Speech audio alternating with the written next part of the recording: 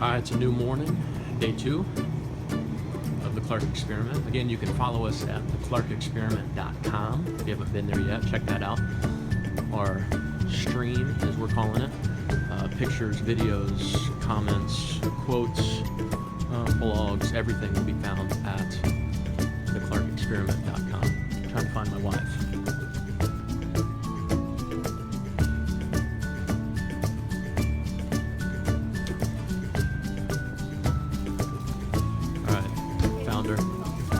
She is. You gotta have chips and salsa. I have chips and salsa. We gotta get home to the kids. Kids are still asleep. Oh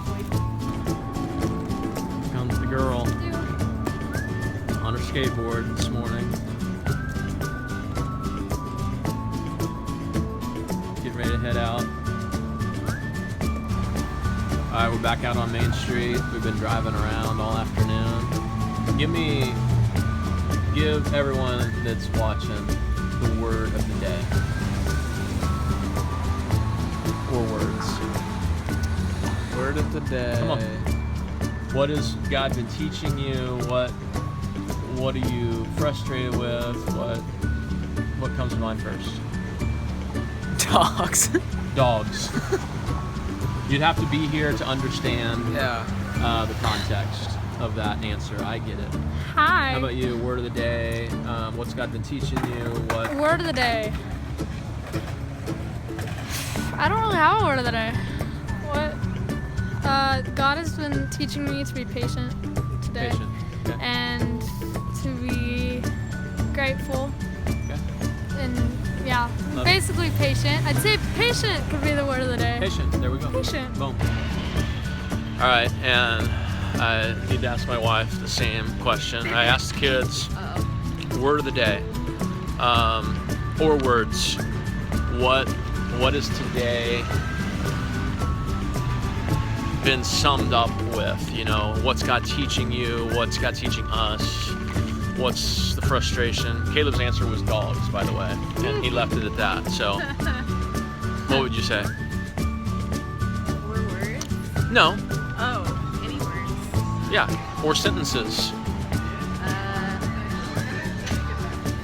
I guess maybe my summation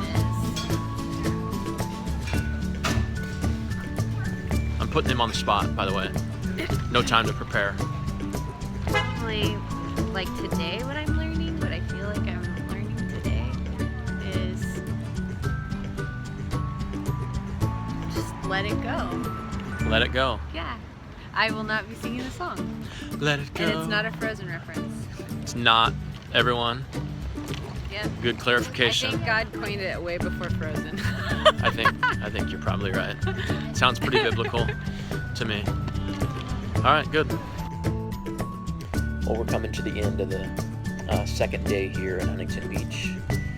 And, you know, I wanted to just take a moment to share one of the highlights of the last couple of days.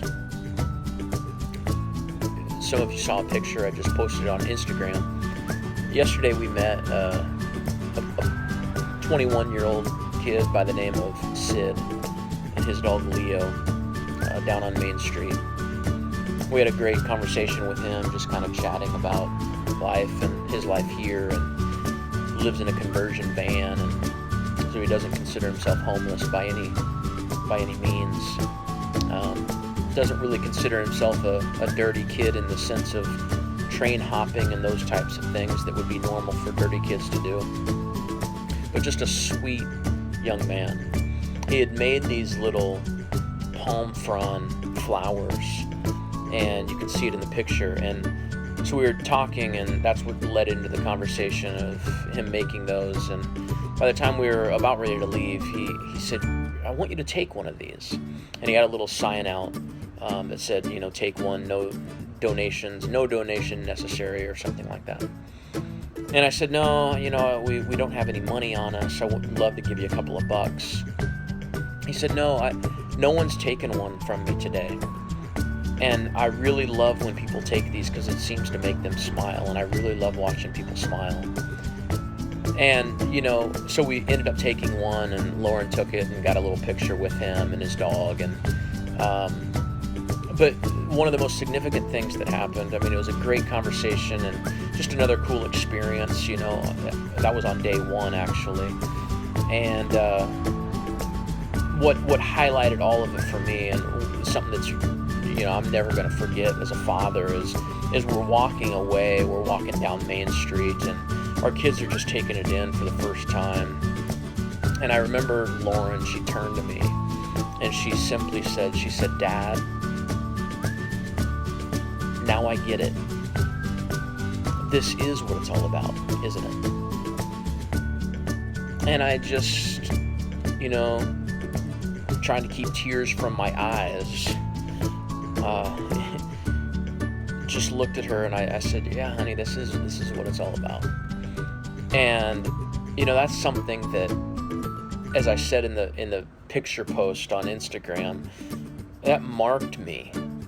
And that one comment alone, that one experience alone, made this whole entire experiment worthwhile. And that's what happens when you step out, especially with your kids, and you do what everybody says is the impossible, and you just live in the midst of a lot of broken people, and you watch God not only work in the midst of those people that you're in contact with, but as much so, you watch God work and form the heart of your own kids. And they begin to, it's like light bulbs go on. It's like switches switch on and off.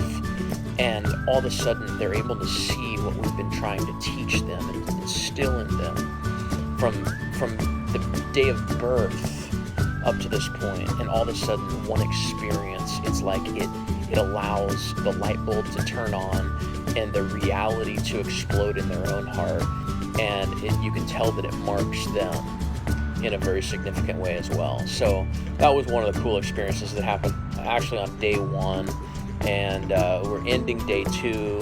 You know, I do have to say, I told you I was going to keep it real. It's been full of emotions for me. You know, I've had my highs and I've had my lows. But I'm trying to make sure that I mark the highs and that I remember the highs, kind of like in the Bible where we look in the Old Testament where Joshua is building altars to remember certain points along the road of the journey that God is taking him on. You know, building altars are important in our life because it reminds us of what God has done, because life isn't full of altars. It's not full of meaningful experiences. It's not full of amazing days. In fact, it's full of a whole lot of difficult days and a lot of experiences that don't seem to be meaningful at all. And it's the altars that we look back on that mark us and that we remember what God has done. And, you know, yesterday, I guess you could say, will be one of those altars for me on this trip and throughout this whole entire experiment. So, man, we love you guys, and just keep following us, keep walking with us, as I've said. We hope that some of you are beginning to kind of pray through and walk through with your own family what that experiment might look like for you as a family. And I'm excited to hear from you. You know, feel free to contact me. I want to be praying for you as we're taking this journey with our family of how I can be praying for your family and the journey that God might have you guys on. Love you guys. We'll talk to you soon.